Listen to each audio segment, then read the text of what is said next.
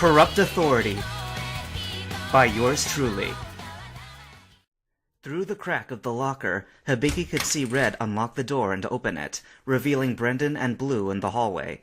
As expected, Brendan wore the same white beanie, red shirt, and black pants that Kenta had always posed in. He looked up at Red with wonder, but there was a good-natured smile on his face. Hibiki guessed that Brendan could easily be likable as a person. "Wow, it's really you.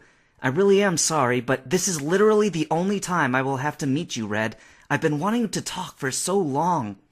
"Kenta?" Hibiki whispered to the wall on his left. "Yeah? Why did you shove us in here?" "I panicked. It happens." "So what's Red supposed to do?" Hibiki asked, as Red shut the door on an injured-looking Blue. "I'll let him handle Brendan. I trust him." "My legs are starting to cramp." "Suck it up, Runt. You've got more space than me." "But, seriously, dude, hush up. Let's hear what Brendan's saying." Red had moved to sit down on the bench along the wall, which had escaped Hibiki's notice until now. Brendan joined him, legs apart and hands clasped together in front. By the tone of his voice, he still hadn't gotten over his awe of Red. "Hiding for that long? What made you decide to come back?" "Japan needed me," sighed Red. "Plus, rumor has it that whoever wins this tournament not only wins the prize money, but gets his original master team back." Brendan laughed nervously. "Where did you hear that?" "A little Pidgey told me." "This is my first time hearing that," thought Hibiki. "Sheesh, every time I'm in the loop there's another surprise." Well, Brendan scratched the back of his head, still uncomfortable.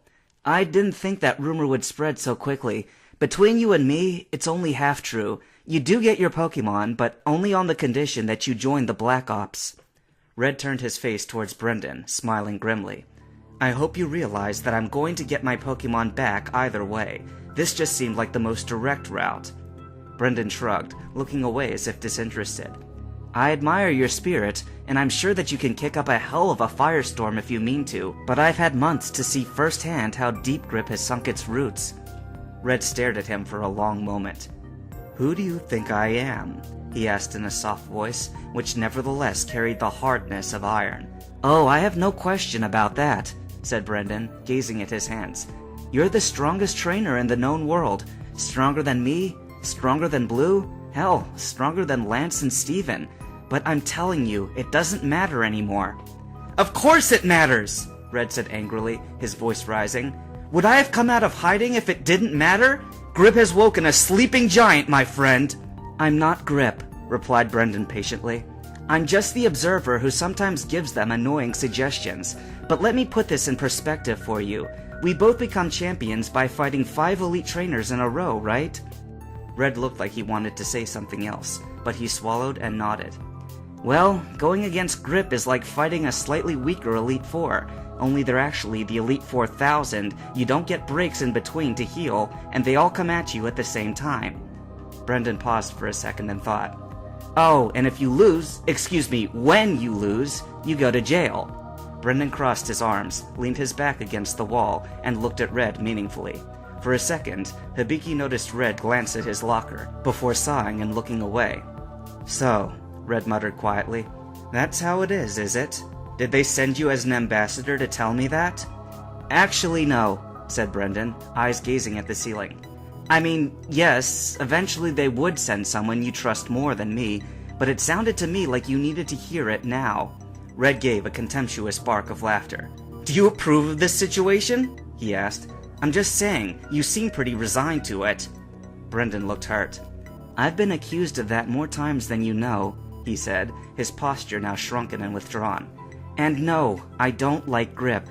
I don't know anybody who does, outside of their payroll, but I'm familiar with the extent of their power, and there's no contesting it." "So you haven't done anything?" pressed Red. Brendan gave him an odd look, which Hibiki, from his locker, couldn't interpret. As he watched, the Hoenn champion picked up one of the Pokeballs from his belt and widened it. "Arteria, come!" In a flash of light, a green and white Pokemon with a flowing dress stood at the room's center, a Gardevoir. Hibiki instantly noticed that there was a thin blue collar around her neck with blinking lights, which obviously wasn't part of her original anatomy. "You called, Master?" she asked, or rather, the feminine voice from the collar spoke. Red's mouth fell open. For the first time since he had entered the room, Brendan grinned again, and his smile was wide. "Pretty cool, huh?" he said proudly. "I've been working on this with a guy in Devon Corporation. It's supposed to translate Pokemon speech to Japanese, and this is the latest prototype." Red stared at Arturia, and she blinked at him. "You are speechless," she said, in a gentle but relatively emotionless voice. "That is natural. Take some time to collect your thoughts." "The talk collar isn't exactly a new concept," Brendan continued excitedly, "but it only works on Gardevoir at this time. I think it's because they're psychic and have emphatic abilities that already nearly match human minds." Red opened his mouth, covered it, and turned away from Brendan and Arturia. Turning back to them again, he wiped his face and brushed a hand through his hair, still looking stunned. "I've been away too long," he finally mumbled, unable to keep his eyes focused anywhere for more than a second. Arturia placed a paw on his shoulder. "Please sit down. Your coordination is impaired." Nodding, Red allowed himself to be steered into a seating position on the bench. He looked weakly at Brendan. "I've heard Pokemon talk before, but this is the first time I've ever seen it done to common, well, relatively common Pokemon." "I know, right?" said Brendan, grinning ear to ear. "We're still refining it, but I've got a vision all mapped out. One day in the near future, hundreds of Gardevoir will have the same speech ability. It'll be like Chobits, only they'll have souls." Brendan raised a finger and winked. "You asked what I've done in the wake of G.R.I.P's rise to power. The answer is, I've looked for creative methods to return things to the way they were, with the least change possible. Well, so far, this is my best answer. You gotta admit, it was dangerous and borderline stupid in the past to allow 10-year-old children to travel through the wilderness with strangers and superpowered monsters. But if every new trainer had a Gardevoir chaperone, think of how much risk would be alleviated. They could have a guide and a low-maintenance protector until they found their footing." That's... Red placed a hand over his mouth once again.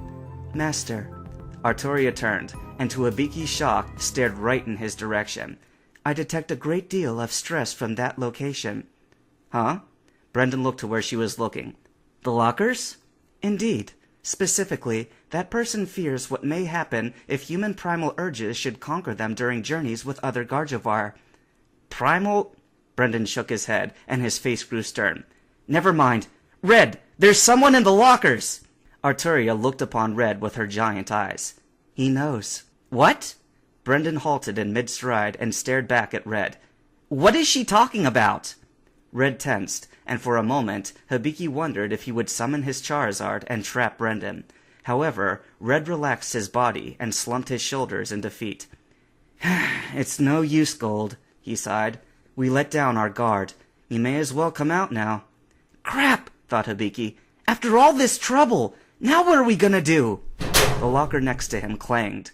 There was a short silence, then it clanged again. Then Kenta spoke, sounding embarrassed. I think I'm stuck. Can you get it, please?" Brendan gave Red a suspicious look and reached out, unlatching the locker. "All right, what's going—" He went completely silent. Light poured suddenly into Hibiki's locker as Red released him, and he climbed stiffly out, just in time to see Brendan gawking at his body double. There, lying in the locker like a vampire in its coffin, was a person with the same head beanie, same red shirt, and the same black pants. He smiled guiltily and wiggled his fingers at Brendan. "Hi, nice to meet ya." Brendan raised his eyebrows. "Who the hell are you?" Red cleared his throat timidly. "Brendan, do you remember how you were just calling me the world's strongest trainer? Better than yourself, Blue, and Steven?" "Yeah, this is the guy who beat me."